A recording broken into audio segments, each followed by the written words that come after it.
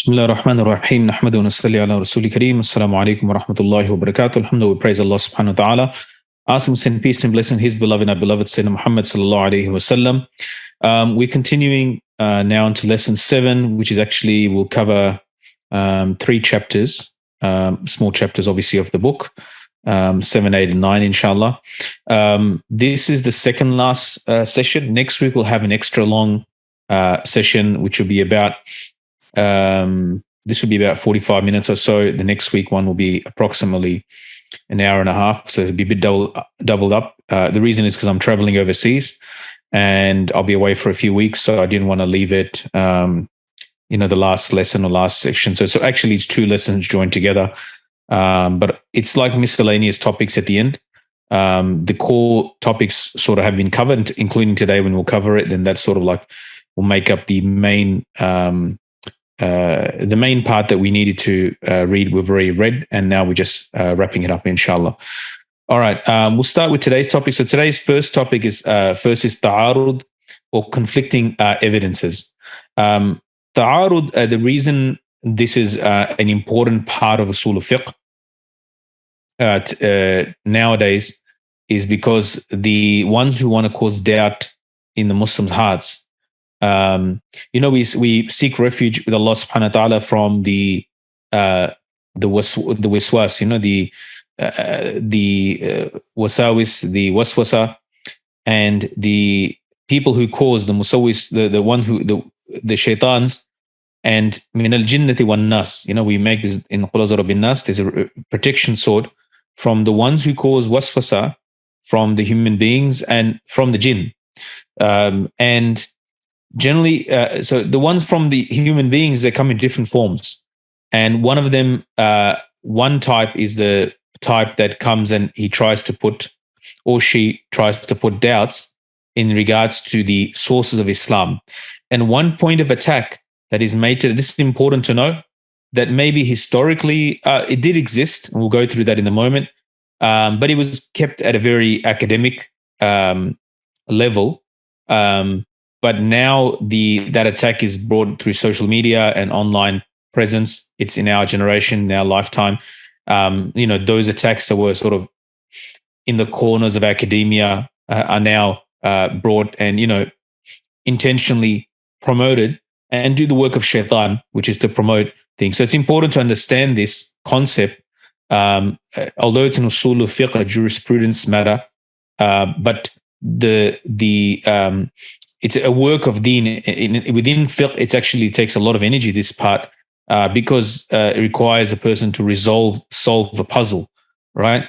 So ta'arud, or conflicting evidence, like apparently there's 2 hadiths there, or even 2 ayat can be there, and apparently, not in reality, it looks like that they are. So to understand the actual issues, understand the actual hadiths and the source of the 2, and then to make tatbiq on it, to put them together meaningfully. And especially the ones who are doing this, like the professional haters of Islam who go on about this, either they don't know, if you actually look at these people and study them, they've never studied fiqh in a comprehensive and holistic way to actually appreciate what actually is going on. And nor do they usually don't know Arabic either, the Arabic language, at a very, like with its the length and breadth, and to know the Arabic language to actually be useful, to make use of it in a way. They have very superficial or even minimal, or even sometimes even no understanding of Arabic. And then they are talking about evidences and apparently conflicting evidences. And what they do is they'll grab 2 hadiths and they'll put them together. Oh, look at these 2 hadiths, they're contradicting each other. So this is something that's been done before. Ibn Naghila was a Yahudi in Islamic, in Andalus, Islamic Spain, and he wrote a book. And Ibn Hazm, rahimahullah, a great Imam, wrote a rather refutation of that. Ibn Hazm, he had, as the ulama know, that he had very choice words and you could say he was very severe and maybe even considered harsh with his Muslim scholarly opposition, right?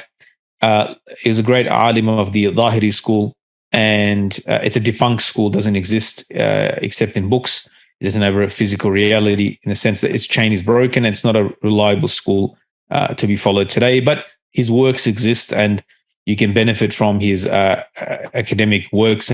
But one of the he's an alim of the Muslims, right? So he went after Ibn Ghrila, and so if he was harsh against the scholarly class and the Muslim scholars, then you can imagine how harsh he'd be against the Yahudi who decided to try to attack Islam from this angle, that there is Islam, there's contradictions and conflicts in the sources.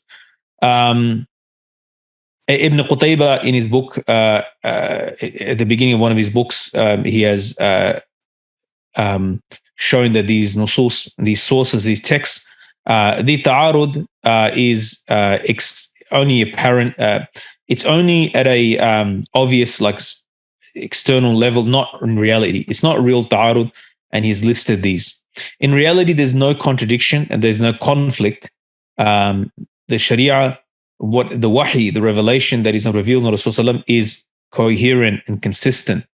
And once you know fiqh and when you know usul of fiqh at a very deep level, you realize, no, it's completely, you'll not see any contradictions and conflict in the fiqh. I'll read from the slide first, and then I'll read from the book. If two statements contradict each other, they're inevitably either two general statements, so two am statements, two specific statements, two khas statements. One is general and the other is, one is am and one is khas, the other one is general, the other is specific, or each of them is general from one perspective and specific from another perspective. If there are two general statements, they can be reconciled. If they can be reconciled, they are reconciled. You do jama between them. We'll explain that in a moment. If they cannot be reconciled, judgment is suspended if the historical order is not known. If the historical order is known, the previous statement is abrogated by the later statement, and it is the same if there are two specific statements. So, reading from the book, conflicting evidence. When two utterances conflict, it is inescapable that they are either, number one, both of universal applicability, both are am, both of particular applicability, both are khas. One of them is universal and the other particular. One is am, one is khas. Or each one of them is universal from one perspective and particular from another. If they're both of universal applicability and reconciliation is possible, they are reconciled. So the first thing the ulama will do. So in this book, he starts off with that firstly, in regards to ta'arud, that one of the definitions given, here I go straight for giving an example in this commentary, but in other books, there's a definition given that two dalils, two evidences that necessitate that one of them, right? This is what ta'arud means, conflict means that there's two evidences and they look like apparently, not in reality, apparently that they apparently look like it's contradicting another evidence in Islam. And this is zahiratan, this is apparently not in real, la haqiqatan, it's not haqiqatan, it's not reality. He mentions here nutqan ta'arad nutqani, right? If two statements, right? What this removes is af'al, lafzan, not af'alan. So this removes af'al, actions, meaning, like, for example, actions of Rasulullah sallallahu alaihi wasallam, because every act of Rasulullah sallallahu alaihi wasallam, there's no umum in it, there's no generality, commonality in it. It is khas always. It is khas to a situation, right? It's not a general rule, it's specific to situation, right?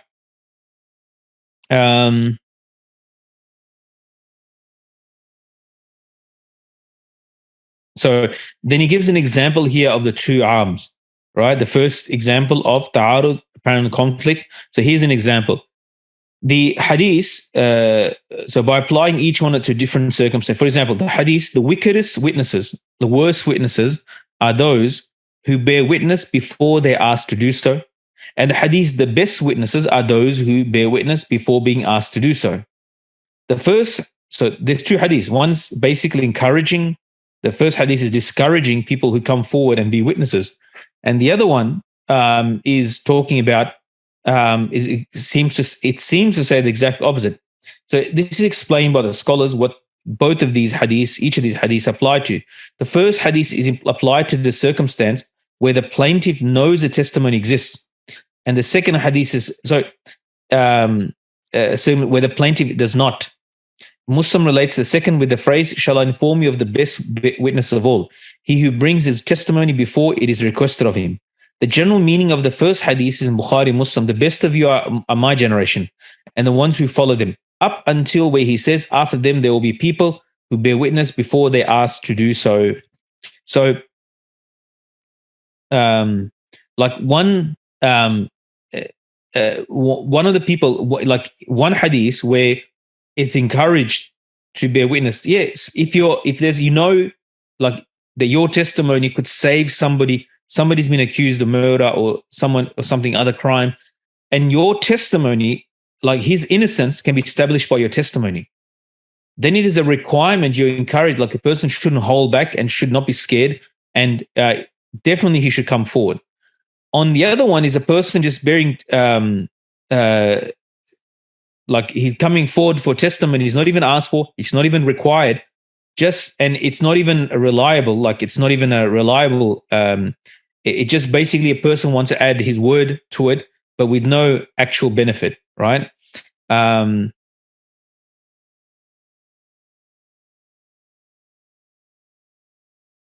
So therefore, depending on the both hadiths are applicable in their place. They apply to two different situations, right? In some cases, it's the witness is required, encouraged, and in some circumstances, it's discouraged.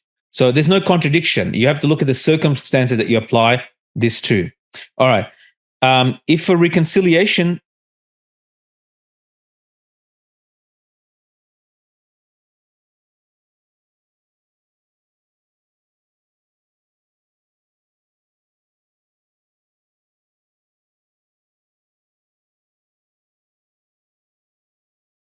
go back to the slide. Yep.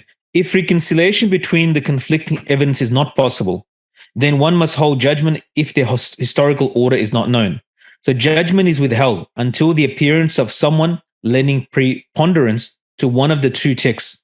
For example, the Quranic verse says, save for their wives and what their right hand owns. It's talking about a person that they can have intimate relations with their wives and their slave women, right? These are the two that where intimate relations, intercourse is allowed.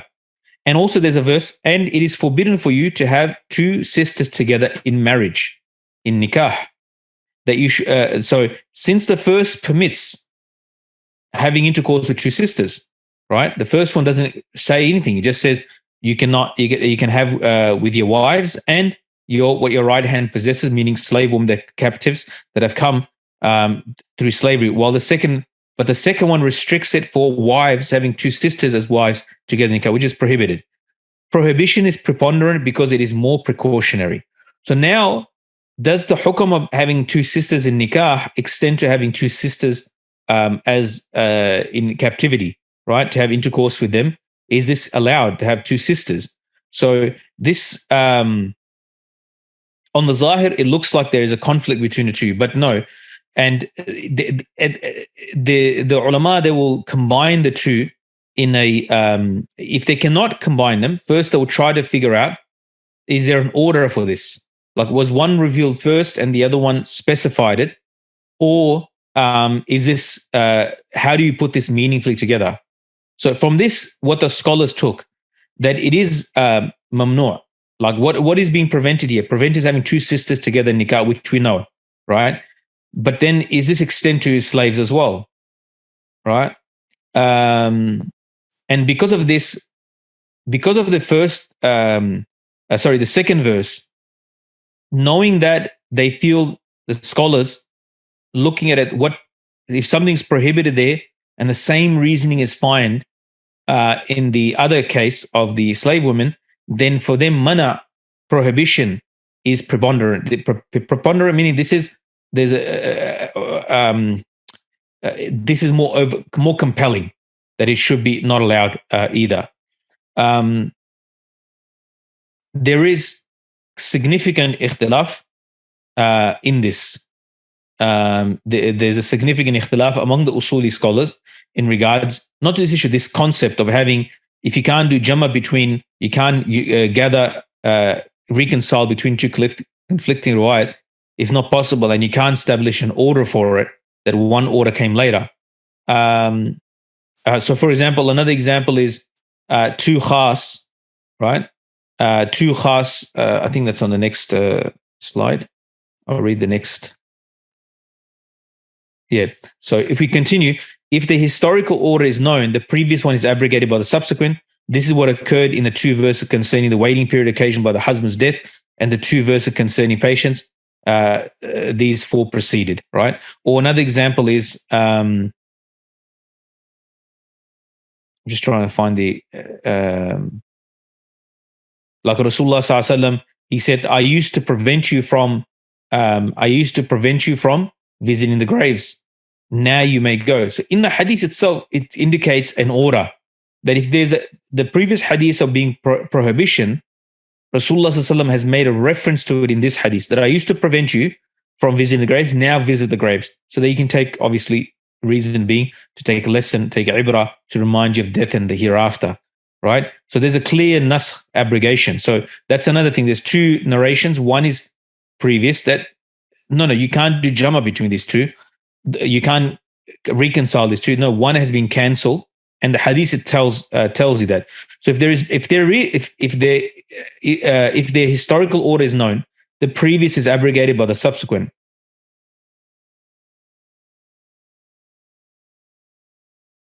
And regarding the divorce issue, we went through that through previous session already. I won't go through that.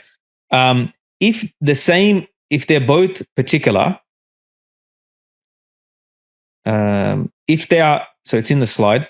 If it is the same if they're both of particular applicability, that is, if the reconciliation is possible, they are reconciled. For example, the hadith that the Prophet ﷺ made ablution, made wudu, and washed his feet, a well-known report, mashhur in Bukhari and Muslim, and the hadith that he ﷺ made wudu and sprinkled water on his feet while there was inside sandals in Nasa, in Bayhaq, and others. The two are reconciled by him sprinkling the situation of repeating a current ablution.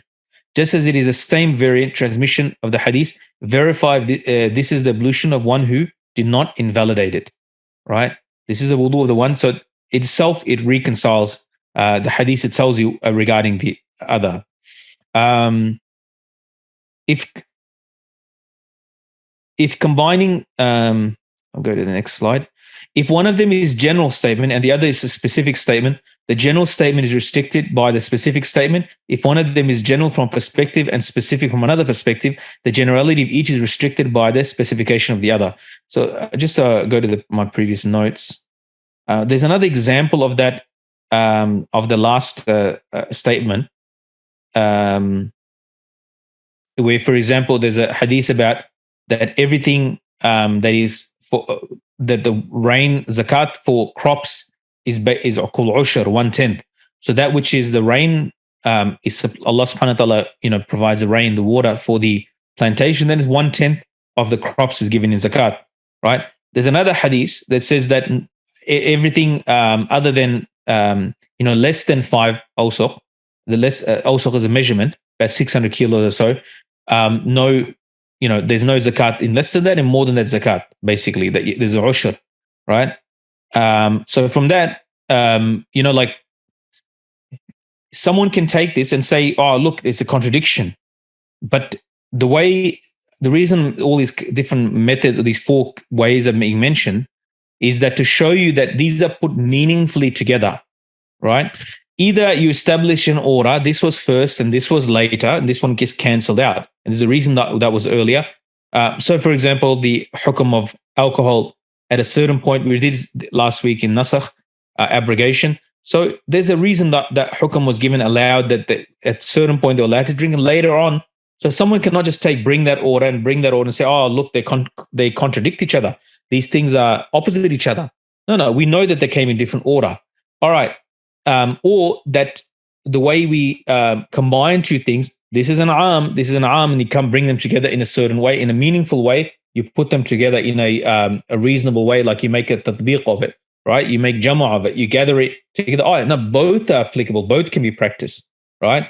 Whether it be two khas or an am and a khas, right? We went through am and khas earlier, but the idea that there is a conflict in the Sharia or that there is contradictions, this is a false narrative that is created by people, and scholars can also be fallen in mistake. Oh, they can get confused about it. But the giants, the great scholars, the great fuqaha and jurists, they've actually solved these. And this is what this book is indicating, that how the base is giving a very short and brief introduction to the idea of making tatbiq, the idea of jama', the idea of how. And the next one, in the next slide, and I'll read the translation. All right. So if one of the two texts is of universal applicability and the other is of particular applicability, the universal applicability is one text is restricted by the particular applicability of the other text. For example, the hadith in Bukhari, Muslim, in everything irrigated by the sky, there is a 1/10 ushr. Being restricted by this hadith, there is no obligatory charity in anything less than 5 also. Right? If one of the two texts is of universal applicability and one from one angle, right, and of a particular applicability from another, then the universal applicability of each one is restricted by the particular applicability, the khas of the other. So you got two, they're actually doing takhsis of each other. There's two, like there's an aam in one statement and a khas in the same statement. The khas, and then there's aam in another statement and a khas in another statement, a hadith, for example, or ayat al-Quran. The khas of this one makes the takhsis of the aam of the other one, and the khas of the other one makes takhsis. And we'll go through the example. It's a really good example that will clarify this. For example, the hadith in Abu Dawood, when water reaches qullatayn, approximately 216 liters of water. Others in the Hanbali Fiqh said 190 liters, 200 liters, basically about 2 bathtub fulls of water. When water reaches qullatayn, approximately 216 liters, it does not become filthy. So if water reaches qullatayn, it does not become filthy. And the hadith of Ibn Majah and others, water, nothing renders it filthy except in which overpowers its smell, taste, and color. All right. The first hadith is particular to qullatayn, universal with water that is changed or an unchanged. Right. And the second hadith is particular to water that is changed, universal concerning qullatayn or endless. That is the universal aspect of the first hadith. Right, the hadith of qullatayn, the 216 liters, right, is restricted by the particular aspect of the second hadith. Right, so it is judged that the water measuring qullatayn becomes filthy by means of change, and the universal aspect of the second hadith is restricted by the particular aspect of the first. There is rule that water measuring less than qullatayn becomes filthy even if it is not changed. So I hope you understand that the two hadiths. The first hadith just tells you that when water reaches qullatayn, it does not become filthy, right? Nothing is mentioned there about it changing. So what if you take that as an aam, then it doesn't matter what you do to the water. The water smell, taste, color can change, right? It'll never become filthy. But we know that that's not the case. That's why the Hanbalis and Shafi'is taking it like that, right? That no, you put these two hadiths together, and then you get two different solutions, right? You actually derive two rulings from it. Firstly, is the water's qullatayn. When water reaches qullatayn, doesn't become filthy. All right. Then what about water that's got like so much filth, najasa? Let's say sewage goes into it, smell change. Are we still going to do water on that? Does it mean? Then you'll have to get that from somewhere, that understanding from somewhere, like a fiqh understanding from somewhere. And fiqh is based always in sources. What is the source that, no, this is an aam. What is the restriction? It's coming from the second hadith. The water, nothing renders it filthy except that which overpowers its smell, taste, and color. Right? So that's the first thing. That second part, the khas of the second one has made the aam of the first one, right? Has limited it. Right? Oh no, it's as long as it doesn't change. And then the the aam of the second one, water, nothing renders it filthy. Right? So water, without any limits, there's no limits mentioned. All right? No. A small amount of water, less than qullatan. Right? The qullatan will be applied. Right? The qullatan restriction, that amount, quantity, will be applied to the second hadith. So like that, these two hadiths, on the apparent, it can be considered, there's a conflict here. And you can see how beautifully and logically Our Imams, they put them meaningfully together. Most of us, 99% and probably 99.99% of our life, will never have to think about these situations of the water being filthy. This is something not a reality in general in our lives today. But in the past, with that small amounts of water in buckets and wells and small, especially in the desert, where Rasulullah ﷺ is generally from an arid area and they traveled through the desert. So small amounts of water, they were affected by if the water's clean or not, animals are drinking from it or not, the animals that are hunting and carnivorous animals, they're drinking from the same water at watering holes and so forth. Is this water clean or not? So these things may be not applicable and doesn't have a reality in our daily life, but they do matter, and they establish the rulings for us as well in the water that we use every day, because those fit the rulings generally.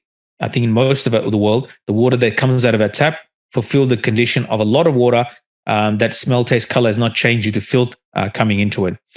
If it is not possible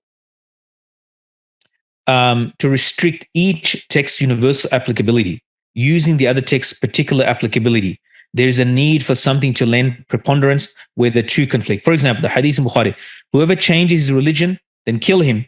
And the hadith in Bukhari and Muslim that he Sallallahu forbade killing women. The first is universal with respect to men and women, particular with respect to apostates. The second is particular with respect to women, universal with respect to hostile women, hostile Muslim women, and female apostates. Hence, the two conflict with respect to female apostates, and whether or not they're killed, the preponderant opinion is that they are. So this is what's in the Imam Al-Mahalli, the example that he's given.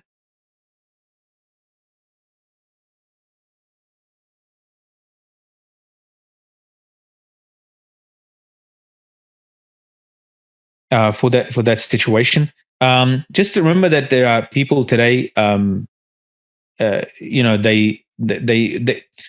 they falsify and they criticize the mujtahids, right? They're putting these are cases that are put forward without understanding, without bothering to understand, and without giving them the benefit of the doubt in the rulings, explaining rulings that are based on the Quran, they're based on the hadith or Rasul, authentic hadith, as in this case and others. And the attack is made on the scholar, on the imam, on the mujtahid, but without understanding the process. Because it's like people attack personalities. Oh, he was a non-Arab, or he was a such and such, right? Or he was a man, right? These sort of criticisms are laid, which got nothing to do with the actual process, right? The judicial process that is put forward, the law that is put, the system of law, and how laws, and specifically we're talking about Islamic law, is derived. These are not, like, people don't want to discuss the soundness of the legal process. And there's debates among the scholars. There's debates and arguments and what they feel, how these things, am and khas, should work. In which case, how it should be in one case and how it should be another case situation, right? So people can criticize, and academic criticisms are there. They exist in our tradition. But to say that someone is wrong or attack an imam of the past based on spurious claims, like without actually research, right? Those imams, rahmullah, and this is very important to understand, that with their ikhlas, sincerity, with their taqwa, and their knowledge, right, and their intimate knowledge and deep knowledge, then you better have the same to be able to critique them, to be able to understand them at least first, and then after going to deep research of what they've actually done and their expertise, you better become expert yourself. You cannot just pick and choose because of the current social trend or pressure you feel, or to appease anybody else other than Allah subhanahu wa ta'ala. So this is very, very important, that in Islamic sciences, that when we deal with the imams of the past, that we have a complete picture of who we're dealing with and how we who we're dealing with, and we're dealing with experts of the field, right? And because we're dealing with experts of the field, then you need to be an expert as well. You need to understand the language that they speak. And this is what this book is offering. It's an introductory book. The field of Usul al-Fiqh is so huge, you can study it till the end of your life, day and night, and you still will not cover everything. It's a very deep field and affects every part of jurisprudence. So, and the levels and layers of it and the depth in it is amazing. especially when dealing with new situations. All right, the next chapter is al-ijma' or scholarly consensus. As for consensus al-ijma', it is the agreement of the scholars of an era on a new ruling. By scholars, we mean jurists, and by new, we mean a new legal issue. The consensus of this nation is a proof in itself. Due to his saying, peace and blessings be upon him, sallallahu alaihi wasallam, my nation will not unite together upon misguidance. The law has related the immunity of this nation from error in consensus. I'll read from the book. Scholarly consensus ijma' is, so we finished the topic of ta'arud, apparent conflict in the evidence, and now we're doing consensus. Scholarly consensus is when scholars of an era agree upon the ruling of an actual or potential issue. Hence, laymen agreeing with them is of no consequence. So the general public, the laity, is of no consequence. By scholars, we mean the jurists, the fuqaha. And so scholars of the methodology of jurisprudence, usuliyin, Ibn Qasim, who are not jurists, agreeing with them is of no consequence. So it's not talking about linguists. It's not talking about ulama of nahu. It's not talking about it's not just talking about the usuli specialists, right? It's talking about the fuqaha, jurists. Agreeing with them is of no consequence. By new issue, we mean new legal ruling, since this is the focus for jurists. This is in contrast to linguistic issues, for example, since linguists form consensus concerning linguistic issues. Right. The consensus of the Muslim community is binding, hujjah, but not that of other communities. This is because Allah subhanahu wa ta'ala, Rasulullah sallallahu alaihi wasallam said, my community will not come to the consensus of a misguidance, narrated by Tirmidhi and others. The legislation conveyed this community's protection because of the hadith and its like, right? And what is a faqih? What is a jurist? So we mentioned this definition right at the start. Someone who has a innate, through acquisition, through effort, and obviously study, has acquired a fiqh that has become part and parcel of him, right? So, I mean, to give you an example, someone has become such a skilled doctor or physician that just by casting a glance on the patient, he can spot the symptoms. He's such a skilled physician, or holding the, just doing a few things. When he becomes a very experienced and skilled physician, then that person is able to, has a strength, and it's become part and parcel of him, that through a few diagnostic tools, he can immediately discern the type of ailment the person has, right? A faqih, a jurist, you could say in a similar way, that when a question is presented before him, or an issue is presented before him, then they are able to, they have this innate acquired ability, right? And there's many factors in their intelligence and their memory and their logic, thinking outside the box, whatever it is, all the sort of things that come into play to make a person a very skilled jurist. They're able to answer, deal with that on the spot immediately, right?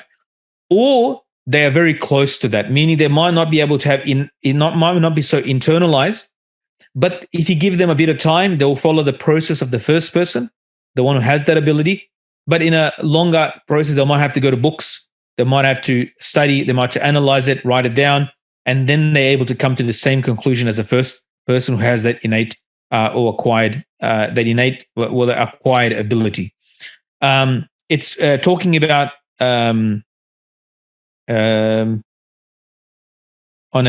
potential issue or an actual, a new legal issue, right? So it's talking about Sharia issues. It's not talking about politics or historical.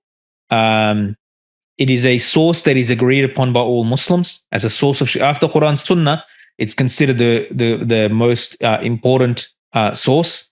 Linguistically, ijma' means that to come to an agreement upon a thing, right? To come to an agreement upon a thing. As a proof, it is a hujjah. And Allah subhanahu wa ta'ala, the ati'u Allah wa ati'u ulil amri minkum, obey Allah and His Messenger, and those placed in authority over you. And those placed in authority over you are two people: the rulers and his representatives, the judges, and the representative of the ruler, the state, right? So the ruler and his representative, the governors and ministers, and what that are ruling society. obey them, and obey, secondly, obey the ul-amr are the people placed in authority over you, are the ulama. Ulama is not just like a group of people, right? The fuqaha, these jurists, they are not just like, they are specialists of Islamic law. And when I say, and I use that word, they are these specialists who've studied, they've given their whole life to, right, the analysis of the proofs in a systematic, coherent way. They've gone through the whole of Sharia. So it's not just a opinion of it's not just an opinion, right? It's not, today the word opinion doesn't mean, because all of us have opinions about everything. On social media, we give opinions left and right. We give comments on everything, right? What we feel is right. And this is not about feelings. This is not about what you feel should be right. This is about academics who've given their whole life to the orders of Allah subhanahu wa ta'ala, and to help for the pleasure of Allah, inshallah. Obviously, the Imams of the past, we can definitely give them that they were the people who did this for the sake of Allah, and the barakah of that is evident in the Allah subhanahu wa ta'ala has benefited the ummah, and hundreds of millions of people worship Allah based on the work that they did on the Quran and Sunnah and Islamic practices, namely fiqh. And so therefore, like when we talk about when the faqih, a jurist, let's say like Imam Ahmad Hanbali, when he's giving a ruling, right, he's not just giving a ruling off the cuff. He's not giving a ruling like he's in a good mood or a bad mood. He's not giving a ruling because the ruler has pressured him or society has pressured him. He's giving the ruling based on Quran Sunnah on the system of Usul fiqh as a mujtahid faqih, right? As a independent jurist who's reached a level of ijtihad in his faqah and jurisprudence, then based on seeking the truth, right? Not at our level, a very low level, a very basic ABC level. Right? Literally, we're in pre-kindergarten. I mean, that's where we're at compared to them. So they are giving that ruling. They're giving that ruling based on that ocean of knowledge and effort that they've made their whole life. And regarding Imam Ahmad Hanbali rahimahullah specifically, like he didn't sit down to teach or give fatwa till the age of 40. And he started when he was a teenager. So he studied a quarter of a century before he sat down to actually teach. Before that, he perfected he didn't get married, right, till the age of 40 to perfect the tools and sharpen the tools of jurisprudence, right? And we can read about his life and so forth, biography, to appreciate who these, and Imam Hanifa and Imam Malik and Imam Shaafi and others as well. They exhausted their energies, like their life and energies, into this. So when we give an opinion, it's, even if it's a scholar of today, with all due respect to scholars of today, when they give an opinion on an issue, right, there's a world of difference between them and those who know who the Imams were. And we read those people's lives in their taqwa and their ilm and so forth. Therefore, we have to be very cautious. So obey Allah and obey the messengers and those placed in authority. Who are the ones in deen placed in authority? The rulers and the ulama. If they, and also the ulama served another purpose. They were a counterweight of the excesses of the rulers, which happened throughout history, whether they adopted false fiqh positions or they adopted false aqidah positions. Imam Ahmad rahimahullah is famous for that. When the state goes off, then off track, then it was the ulama that were the counterweight, right? That were the counterweight, and they would bring the ummah back and the rulers back, right? And there's many, many examples throughout history of the ulama performing this function, a very difficult function to perform if you don't have judicial authority and the police state and the state and everything is against you. But we see that Imam Ahmad rahimahullah, what he did in his life, we can read about that. So if they all agree, right, if all the ulul amr, they agree, then it is a hujjah, then it is an evidence in Islam, in fiqh.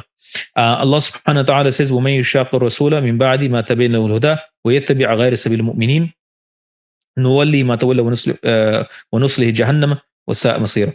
Whoever breaks away from the messenger after the right path has become clear to him and follows what is not the way of the believers, right? The combined way, what the believers understood to be correct, there's another dalil for ijma'.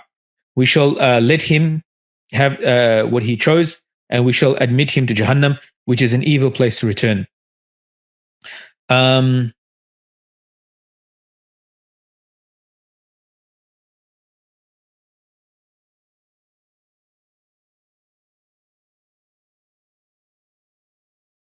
Right. The hadith itself, my nation will not gather together upon misguidance. Qadi Abu Ya'la said, this hadith is mutawatir, right? It's mutawatir in ma'na. Mutawatir is that it's undeniable. This hadith is like a large amount of people narrated from to a large one generation passed to the next generation.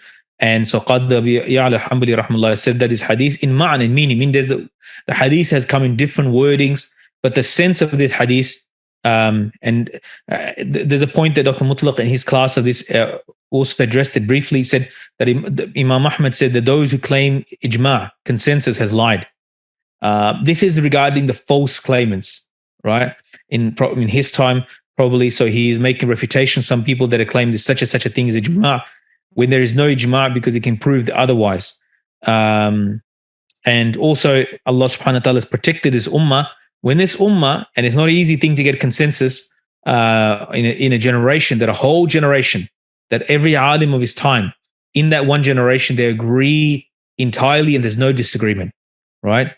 Can you imagine that all the ulama in the world, that they agree on an issue, there's consensus? Once that consensus is done, it's binding on the ummah till the day of judgment, because it cannot be misguidance. So it's become a certain matter in Islam. Consensus is a binding proof following generation. In each generation thereafter, it is not a condition the first generation passes away according to the correct opinion. If we say the passing of the first generation is a condition, the opinion of one would be considered who was born in their lifetimes, acquired legal knowledge, and become a legal expert, that they may retract this ruling. Consensus is valid by their statements and actions, or the widespread statements and actions of some of them, while the remaining jurists are silent. The statement of a single companion is not a binding proof of others, according to the new school of Shaafi, rahmahullah. The consensus of the Muslim community is binding. Hujjah is binding. It's a hujjah. It's a binding evidence, right? But not that of other communities. We read that already. It is, in order for it to be binding, in order for it to be a hujjah, it is not a condition that the entire generation pass away. That is by those in the generation who are qualified in matters of consensus, dying while they are gathered in consensus over the sound opinion. This is because the evidence supporting consensus was silent concerning this condition, right? The evidence supporting consensus was silent. There is an opinion, right? And this is the opinion of the Hanbalis, that the entire generation passing away is a condition. So that generation that have made consensus, if they all die, and then they all die on that view, like, let's say one generation, they've agreed on a certain matter. Everybody in that generation dies, has to die for that consensus to be locked in, right? Because of the possibility that something might occur to one of them which conflicts with this ijtihad, and thus he recants it, like he retracts it, right? I reply to this opinion that it is not permissible for him to recant due to the consensus concerning it. So he's giving the Shaafi position that he's not allowed to do that. Once the ijma' is done, that even later on, while he's alive, that the person cannot recant. But the Hanbali said no, that the person, that the entire generation has to pass away. So as a result of this, so there are two views, right? The Shafi'i say he doesn't need to die. The Hanbali say require death of all the mujmi'un, all the people doing the ijma', the consensus, right? They're part of the consensus. So there are two things that are outcomes of this, two things that are affected by this. One is that in the view of one, if is the view of one born then, but not part of the ijma'? Like, for example, let's say someone is born while that ijma' happened, but he wasn't an alim. 30 years later, he becomes an alim like them. And he's against ijma'. The Shafi'i say ijma' is established, right? Ijma' is before him. According to the Hanbali, his opinion breaks the ijma'. There's no longer ijma'. If he has a view that is contradictory to that ijma', the consensus, and he was born in the time when the ijma' was done, right? Then his ijma', him having an alternative view will actually break the ijma'. Now there is no consensus, right? And also, secondly, if another thing that is affected by this having that position, that according to the Shafi'is, that Once ijma is done, the person that one of the participant of that cannot leave the ijma. Like he's locked into the ijma as well. While the Hanbali said no, he can. Yes, he can leave the ijma. All right. All right. Then he continues. If we were to say that the generation passing away is a condition, then the opinion of someone who was born during their lifetime became a legist and qualified to make personal reasoning would be of consideration in the consensus of taking place, and according to the opinions, they're entitled to recant the ruling that the consensus led to. Consensus valid by means to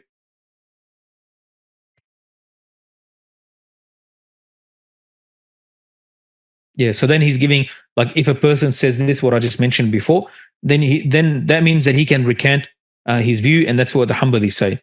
Consensus is valid by means of their words and their deeds. For example, they're saying that something is permissible, or something is haram, or they're performing it.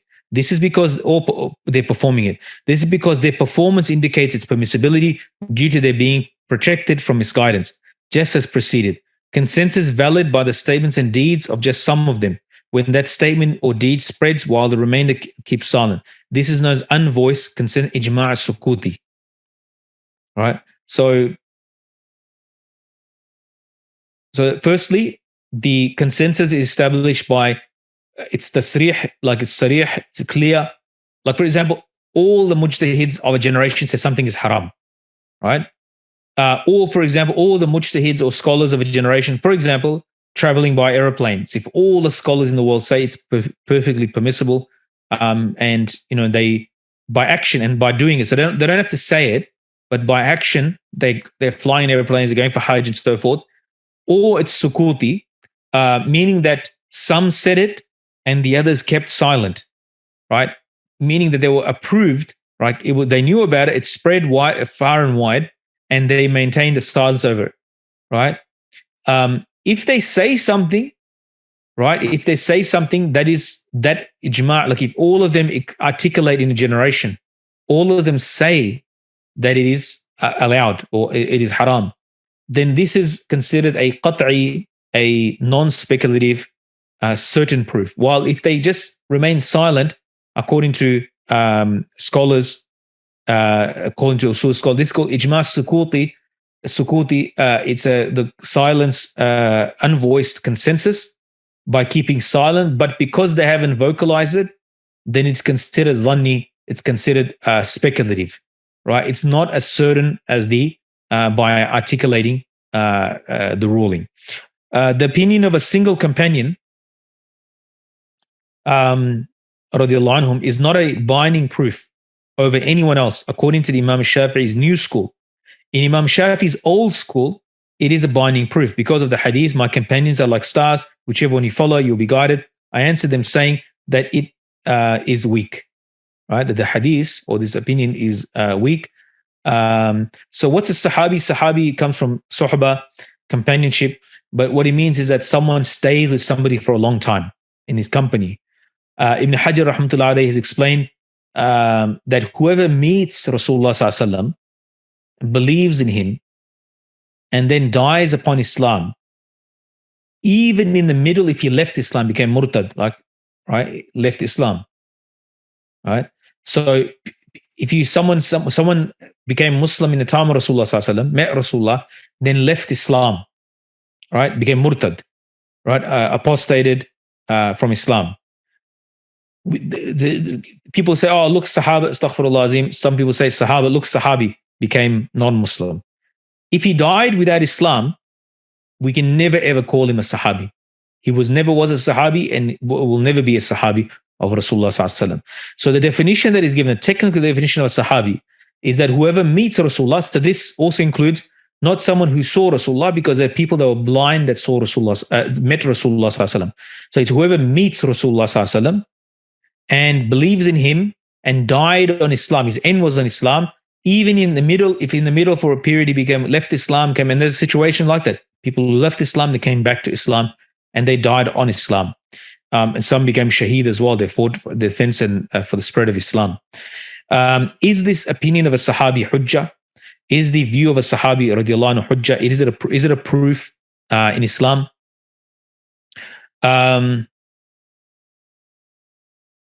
Is it a proof in Islam? If it is a matter of ghaib, right?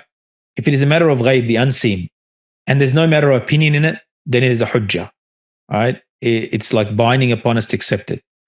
Some muhaddiseen put a condition that those Sahaba that narrated narrations from the Israeliyat, from the Ahli Kitab, the people of the book, they put this condition that they do not take, right? They do not consider their opinion on certain issues to be a hujjah. However, this is not the view of the Usuli scholars, right? The Usul specialists, the Islamic legal theory specialists, they don't have this condition.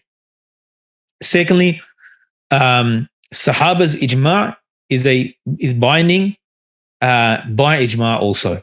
So their ijma', their consensus, the Sahaba, if all the Sahaba agreed on something, that's just ijma' and that's binding. That's the strongest type of ijma' till Qiyamah, that is binding upon all of us. That we have to practice that, what they're ruling by ijma', as we mentioned previously.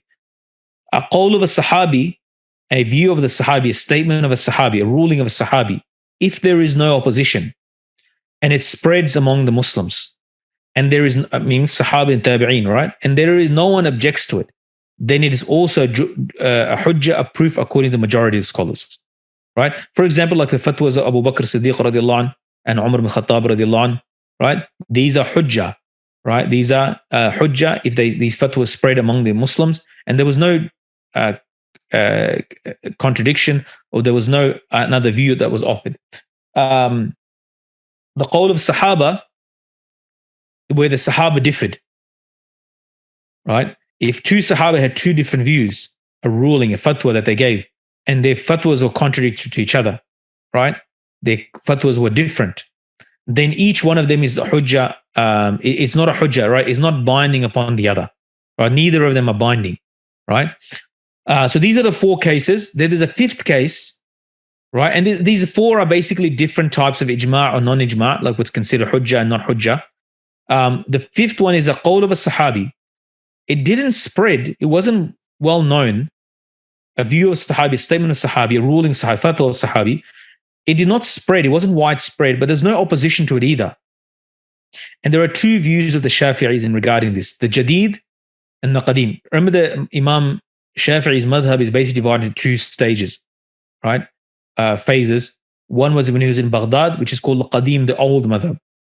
And then there's Jadid, which is the new madhab when he was in Egypt, right? Where he reviewed, as a mujtahid mutlaq imam of his caliber, he reviewed the whole school again. And so he, with more depth and as obviously with age, with more experience, then he adjusted accordingly based on his research.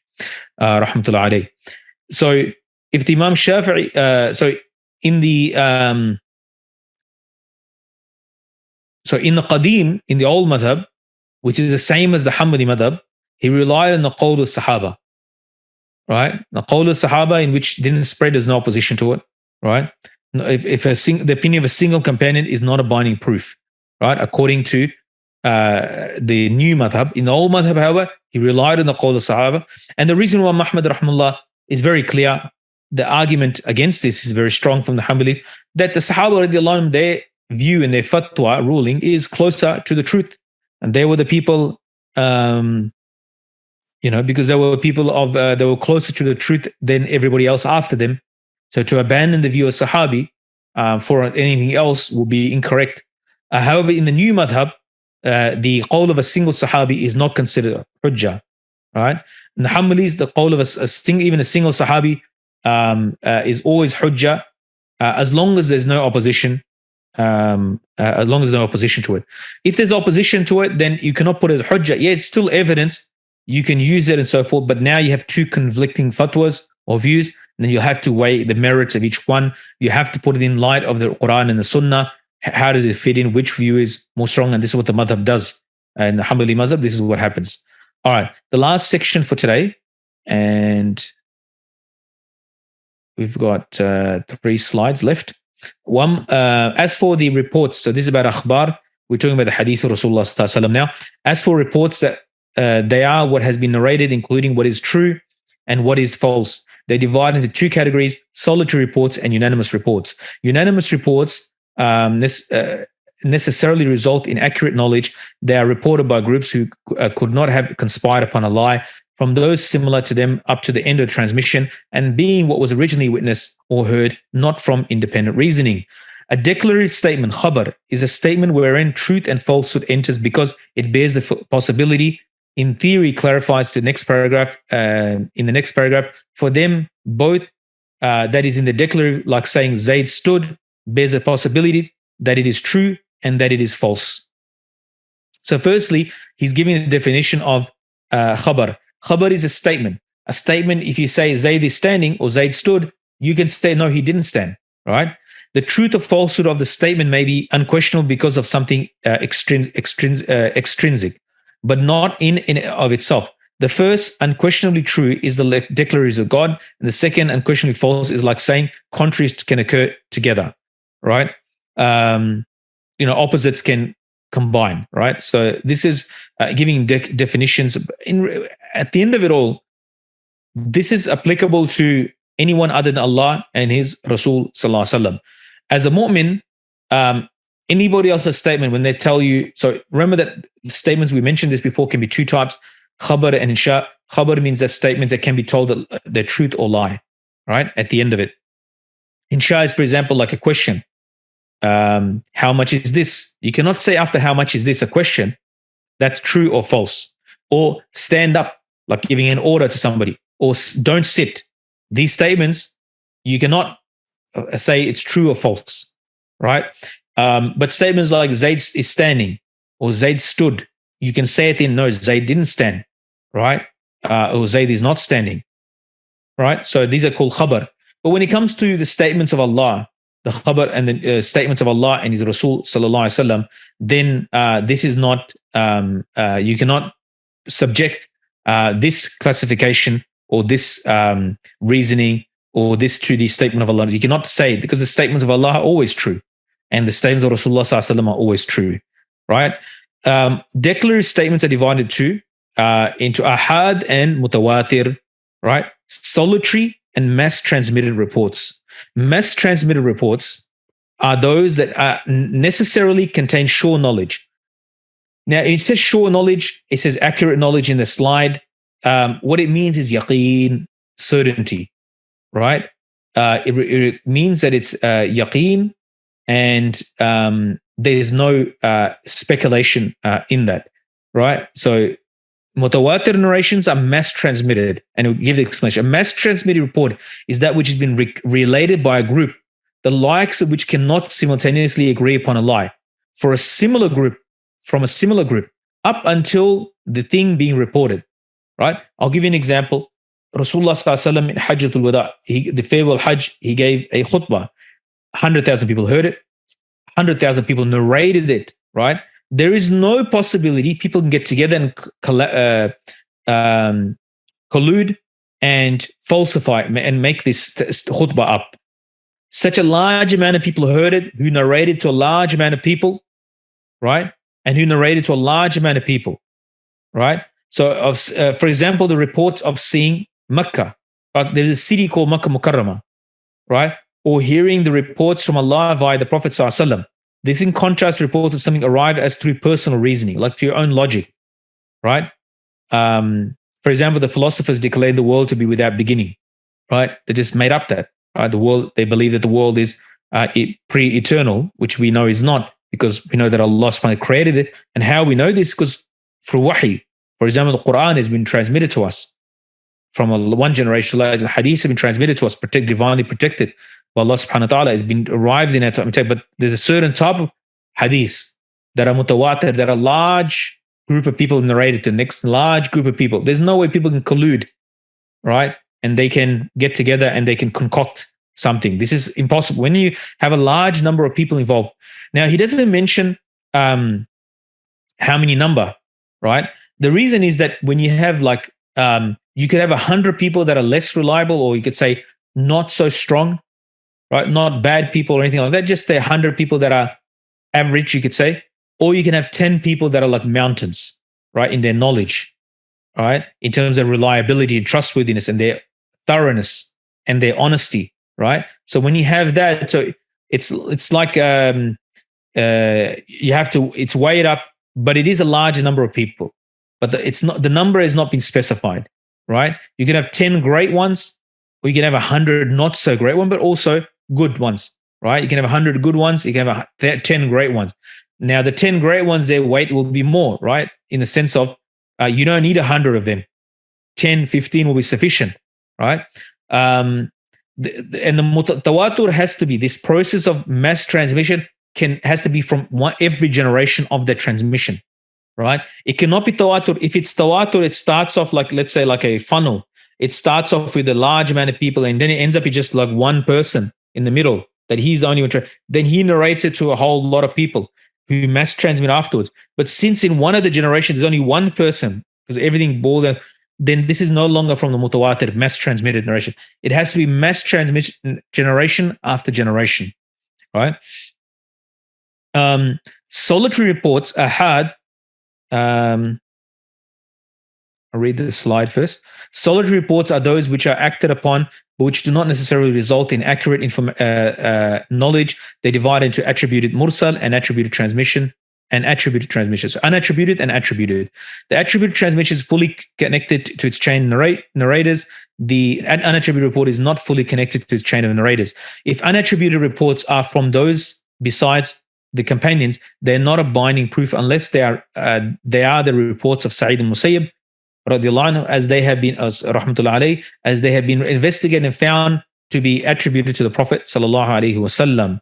So solitary reports, in contrast to mass transmitted reports, are those that necessarily lead to perform, but not necessarily convey sure knowledge, because of bearing the possibility of being a mistake.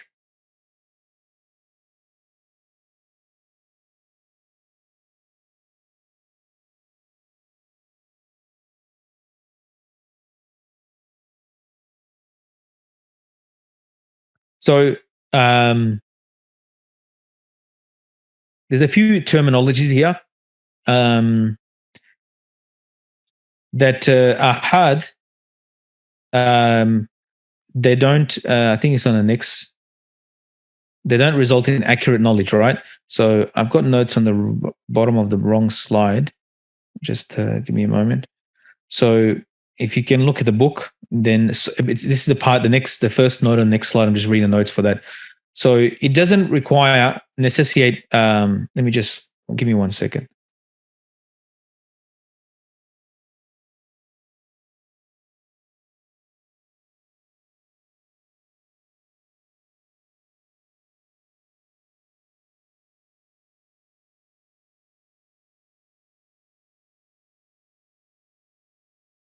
Yeah. So it doesn't necessitate knowledge, meaning yaqeen, certainty. Why? Because it's only one chain, right? So when it's one person in the chains, ahad, the individual narration, a solitary report, then there's nothing to corroborate it. There's nothing to confirm it. Like when you have multiple chain narration, they're corroborating, confirming for each other. Like in a mutawatir, it's a large amount. So, it's dhanni, but why do we practice, right? And the thing is that ibadah is ordered via dhan, right? Through speculation. For example, you make wudu. Are you 100% sure that every atom of your skin, right, every molecule of your skin, that's where water is supposed to reach? You're not sure, but you've done it. So then there is a level of speculation, dhan, that you have. It's called dhan as opposed to yaqeen, right? You're not absolutely 100%, 100.000% sure. You do it the best of your ability, and then you've done what you did. Like, for example, you washed your arm. One of our teachers say that you only required, compulsory is to wash your arm once. Sunnah is to do it 3 times. If you do it 3 times, you can be sure, right?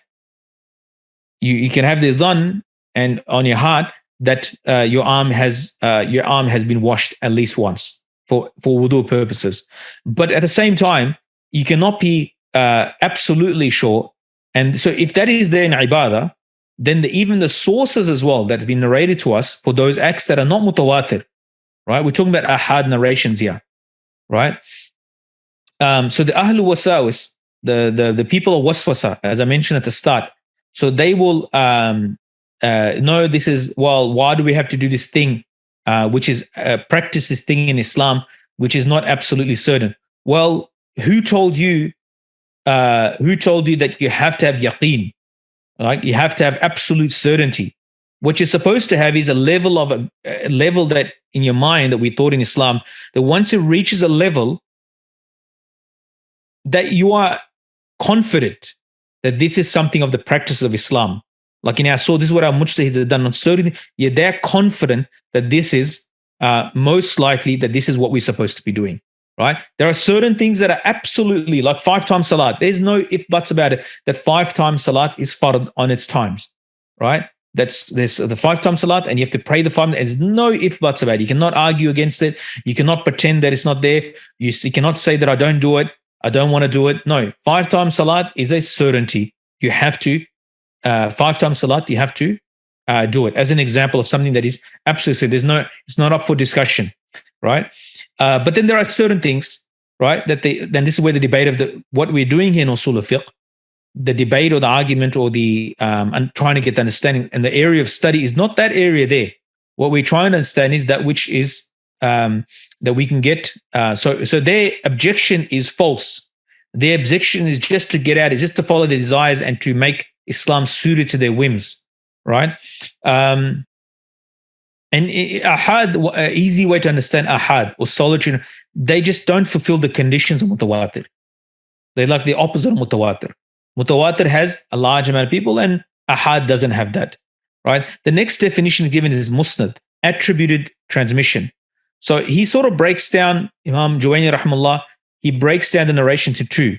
Musnad and I'll read it from here. So, and here it's translated as expedient and grounded. Grounded reports musnad are those possessing a continuously connected chain of transmitters, sanad through explicit mention of all the transmitters, right? This is musnad, right? And expedient reports, mursal are those lacking a continuously connected chain through some of its transmitters being omitted. If the expedient reports is not from of the companions, it is not a binding proof because it bears the possibility to be omitted, of the omitted reporter being discredited, unless it is an expedient report from Sa'id al-Musayyib, a successor tabi'in, rahimahullah, where he omitted the companion, radiallahu anhu, and ascribed it to the Prophet sallallahu alaihi wasallam. Since his reports have been examined and exhaustively searched, and grand chains of transmission were found to be the Prophet sallallahu alaihi wasallam, related to him through the companions, whom he omitted, most of them being through his father-in-law Abu Hurairah radiallahu anhu. As for expedient reports transmitted by companions radiallahu anhu, but which one companion relates from another companion from the Prophet sallallahu alaihi wasallam, and the second companion is omitted, it is a binding proof because all of the companions are upright. So now it's talking about musnad. And so what is the word musnad? Musnad it has a few meanings when it comes to hadith. Musnad is a type of collection of books as well, like Musnad Imam Ahmad, a masterpiece in collection, large collection of hadith, Imam Ahmad rahimahullah, Muslim Imam Humaydi, Muslim Qadi Abi Ya'la, and on and on. So there's many musnads. Basically, the book is arranged according, okay, these are all the narration of Abu Bakr Siddiq that's arrived to Imam Ahmad, for example, he'll have all the hadiths that come from Abu Bakr, all the hadiths for Umar, on and on and on. So basically, the hadiths are listed from the Sahabi that he's narrating from, or like the chain goes up to which Sahabi, through which Sahabi, the hadith of Rasulullah sallallahu alaihi wasallam.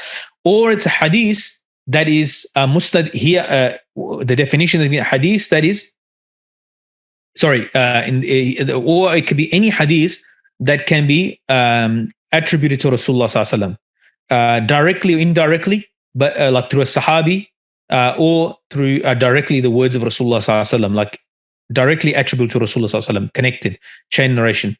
Or muttasil marfu', the third category of musnad, is that it is directly attributed to Rasulullah without any intermediary, without a Sahabi's sort of wording. It's a direct hadith of Rasulullah. This is the most strictest form of the hadith. That is a direct hadith statement of Rasulullah attributed to Rasulullah via Sahabi.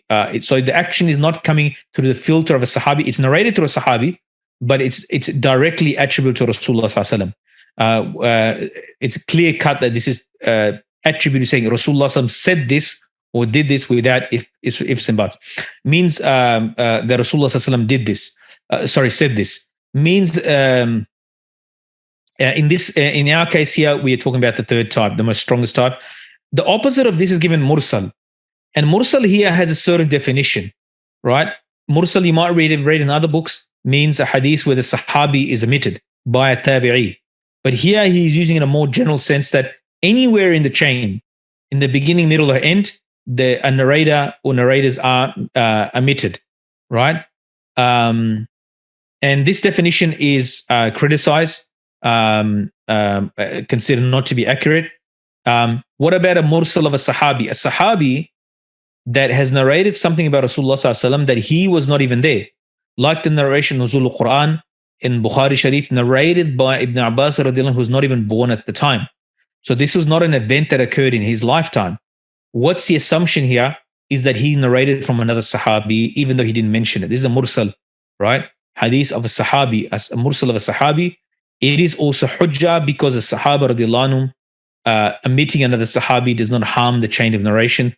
And all the Sahaba, whether you mention them or not, they are they are adul upright, and therefore it doesn't affect anything. That's why the mursal of a sahabi, is considered the mursal of a tabi'i, like Sa'id ibn Musayyib that give example here, are considered like the senior tabi'in like that, whose normal narrations where they mention the sahabi is always accepted. And he's been thoroughly examined, as mentioned here. So, and he's Abu Hurairah, the most prolific narrator, his son-in-law as well. So he's not, anybody. He's a great imam of tabi'in, probably the most senior tabi'i, like Hassan Basri, him and Wais Qarni considered the khayr of tabi'in, the best of tabi'in. So therefore, he's not from, he's the best of the second generation of Islam. And because he's from that, and his other narrations are all reliable, he was a person considered reliable. So if he narrates a narration, he was with the Sahaba his whole life, he doesn't mention the Sahabi, he just mentioned Rasulullah ﷺ said. So when he says that, then therefore, if he says that, then it's accepted as well. And he's giving an indication here that some tabi'een are more reliable than others. They're more stronger. Their mursal is a lot stronger. Also, finally, this last section I'll read and we'll end here. Reports using indecisive hadith transmission terminology. An'ana, by which one says so-and-so reported from so-and-so and so forth, from until the end of the narration, enter into grounded reports. That is, they are judged to be the same. Thus, the hadith related using indecisive terminology, right? I just want regarding the previous matter, the mursal, other than the mursal of the ghayr sahaba, the mursal of the tabi'een, where a tabi'i doesn't mention sahab, is considered a hujjah, considered a proof. So the Hanbalis differ from the Shafi'is in that as well. That a narration where tabi'i narrates without mentioning a sahabi is considered a hujjah, according to the Hanbalis, as considered as binding evidence according to the Hanbalis. And this is just the last slide.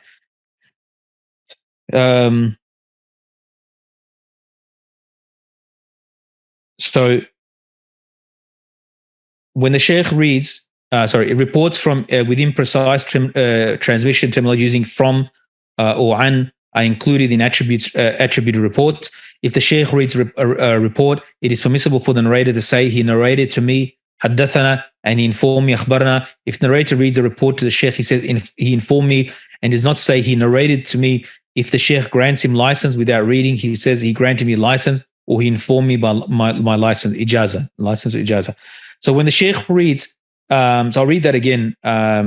When indecisive hadith transmission terminology, reporting using indecisive hadith transmission terminology, like anana, by which one says so and so reported from so and so, and so until this is a musnad narration, right? That is, if they're judged to be the same. Thus, hadith relating using indecisive terminology come under the ruling of granted reports, not using the ruling of expedient reports, because the chain's outward appearance is continued.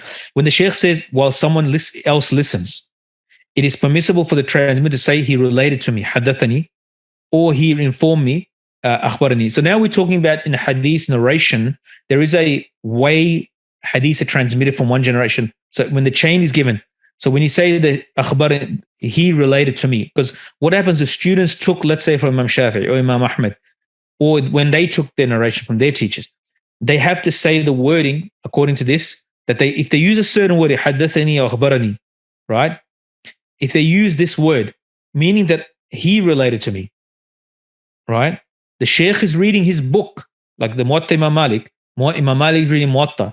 Someone else is listening, right? He can say haddathani or akhbarani. When he reads the Shaykh, the student reads the book, and you see many mashayikh in the Haram and other places, they are reading the hadith book in front of the Shaykh. And he said, he informed me, but does not say he related to me, right? He says this since the Shaykh did not relate to him. Some permitted him to say he related. Some permitted him to say he related to me. The custom of hadith, the folk of hadith, following this since the goal is announcing transmission from the Shaykh, right? And this is yeah. So, but according to the Hanbalis, this is it has no effect and bearing on the whether you say haddathana or akhbarana, according for fiqh purposes, it has no bearing on whichever way it's transmitted. Wallahu a'lam. And then the last point, if the Shaykh authorizing without reading, the transmitter saying he authorized me or informed me through an authorization, then it's permissible for the according to the Hanbalis, it's permissible to say that he authorized me, right? He authorized me, so this is fine as well. There is a Dr. Mutlaq in his class, he mentioned about a student who came from Khurasan, from Central Asia, who came to Imam Malik rahmatullah alayh, and he said that according to our scholars, the teacher has to read the whole book for it consider me valid for me to transmit your hadith. And Imam Malik said, basically, like, I'm not going to do that. Like, I'm not going to read the whole book, because the general habit was a student reads the whole book and then he licenses him, he gives him ijaza, he gives him permission, and it's a valid transmission from the Shaykh of his book, of his collection of hadith. So this Quran science student said, no, like in our area where we're from, this is unacceptable. Academic method, let's say, of transmission. It requires you to teach the whole book and recite the whole book in front of me. And then Imam Malik, then he went to the court, the student went to the court and he said, I paid so much money, I came all the way from Khurasan here, and he's refusing to transmit his book to me. And he says that I've got to do it on his terms. And in our place, this is unacceptable. Then he had to go, Imam Malik then had to appear before a judge and had to comply. And then that student had to transmit the whole work to his whole muwatta, or his whole hadith chains to that student. He had to read it all, and the student then memorized it or wrote it down like that, and that was considered a valid chain of transmission according to their scholars. May Allah subhanahu wa ta'ala give us understanding and tawfiq. Like I said, inshallah, next week is the last session. Inshallah, we'll wrap up with the last few lessons. What's left? Just quickly. Yeah, so qiyas, prohibition, permissibility, presumption of continuity, the order of precedence in which evidence is cited, the mufti, his petition and emulation, and personal reasoning. So those are the last 5 topics, inshallah, 5-6 topics, which will wrap up next week, inshallah. It should take about 2 hours. Bi-idhnillah, may Allah subhanahu wa ta'ala. After that, I'm traveling, so I want to just wrap up this book, inshallah. Like I said, this is introductory work, just to get the main concepts in, and we can start a discussion. And we encourage you to also to study fiqh, usul of fiqh, and the related sciences in a deeper way. May Allah subhanahu wa ta'ala give us understanding and tawfiq to understanding of this science, and tawfiq to practice for his sake. Ameen ya Rabbil Alameen. Wassalamu alaikum wa rahmatullahi wa barakatuh.